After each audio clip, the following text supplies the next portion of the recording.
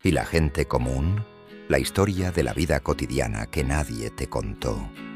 Cuando pensamos en historia, solemos imaginar batallas épicas, coronaciones, tratados de paz, nombres de reyes, presidentes, científicos, artistas. Pero, ¿qué pasa con la gente común? ¿Dónde quedaron los campesinos, los obreros, las mujeres, los niños, los mercados, los juegos, las supersticiones? Durante siglos, esa historia no se contó. Hoy te traigo una mirada distinta, una historia que huele a pan recién horneado, que suena a risas en una plaza y que se viste con ropas remendadas. La historia de la vida cotidiana. La historia que olvidó a la gente. Durante mucho tiempo, la historia fue como una vitrina de museo, llena de nombres brillantes, hechos heroicos y documentos oficiales. Se hablaba de reyes y guerras, de tratados y conquistas, de los grandes genios que cambiaron el rumbo del mundo.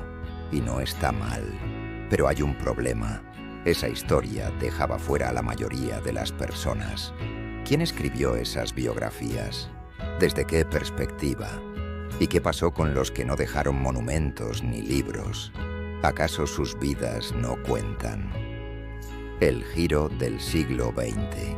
A principios del siglo XX, algo cambió.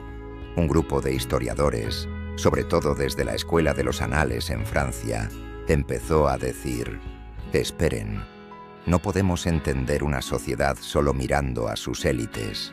Hay que mirar también la vida cotidiana. Nace así una nueva forma de hacer historia. Una historia que baja del palacio a la casa, de la corte al mercado, de la batalla al comedor. Esta historia no se interesa solo en los grandes eventos, sino en cómo vivía la gente común, qué comía, qué creía, cómo dormía, cómo amaba, cómo se divertía, cómo trabajaba y cómo moría. Nuevos temas, nuevas preguntas. Veamos algunas diferencias clave entre esta nueva historia y la historia tradicional. Nuevos temas de investigación. En lugar de estudiar solo las guerras o los gobiernos, la historia de la vida cotidiana pregunta cosas como: ¿cómo era un día normal en una aldea medieval? ¿Qué juguetes usaban los niños en el antiguo Egipto? ¿Qué ropa llevaban los campesinos en el siglo XVIII? ¿Qué supersticiones circulaban en un barrio popular del siglo XIX? Son preguntas que parecen menores, pero que revelan mucho sobre cómo pensaban y sentían las personas en su tiempo. Nuevas fuentes históricas. Como esta historia no habla solo de reyes ni batallas, tampoco usa solo documentos oficiales.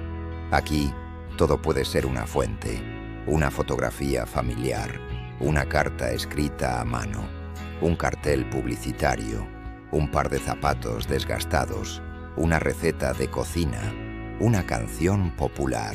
Todo eso habla del pasado, si se sabe escuchar. ¿Cómo se hace esta historia? Imagina que quieres estudiar cómo vivía una mujer trabajadora en Lima a inicios del siglo XX. La historia tradicional quizá diría: no hay documentos oficiales sobre ella, así que no podemos saber mucho. Pero la historia de la vida cotidiana responde: esperen, miremos mejor.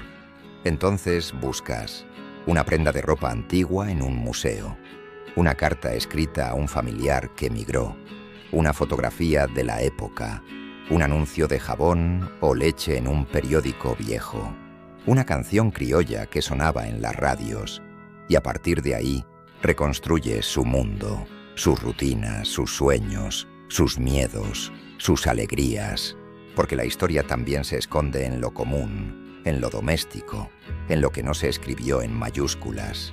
¿Por qué importa la vida cotidiana? Esta forma de hacer historia no solo amplía el enfoque, también humaniza el pasado. Nos permite entender que la historia no la hicieron solo los grandes nombres, sino millones de personas anónimas, porque entender cómo se alimentaba una comunidad ayuda a explicar por qué enfermaba. Porque conocer cómo se divertía un pueblo dice mucho sobre sus valores y tensiones sociales. porque mirar la vida cotidiana nos conecta con el pasado de forma íntima, más allá de los hechos y las fechas. Además, esta historia es más inclusiva. Incluye a las mujeres, a los niños, a los esclavos, a los migrantes, a los pobres, a todos los que, durante siglos, fueron invisibilizados en los libros oficiales. Ejemplos poderosos. Ejemplo 1. La comida en el Imperio Romano. Sabemos mucho de los emperadores, pero ¿qué comía un obrero en Roma? Gracias a restos de basura, a grafitis en tabernas y a utensilios encontrados en excavaciones, sabemos que el garum, una salsa de pescado fermentado, era popular.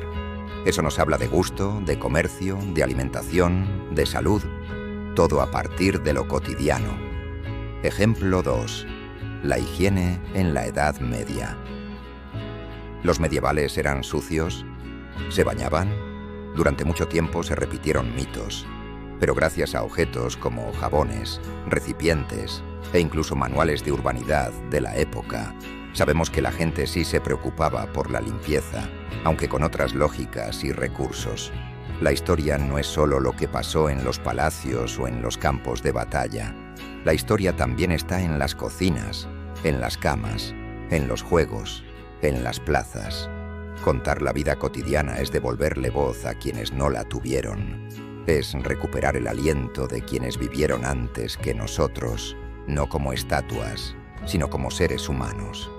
Así que la próxima vez que te preguntes por qué la historia importa, recuerda esto: la historia también eres tú, y tu vida cotidiana quizás sea el documento más valioso del futuro. Si te gustó este video, dale like, suscríbete y cuéntame en los comentarios qué aspecto de la vida cotidiana del pasado te gustaría conocer más. ¿La comida? ¿La ropa? ¿El amor? ¿Los castigos? ¿La educación? Nos vemos en el próximo video de Aula Media, donde la historia no se repite, se redescubre.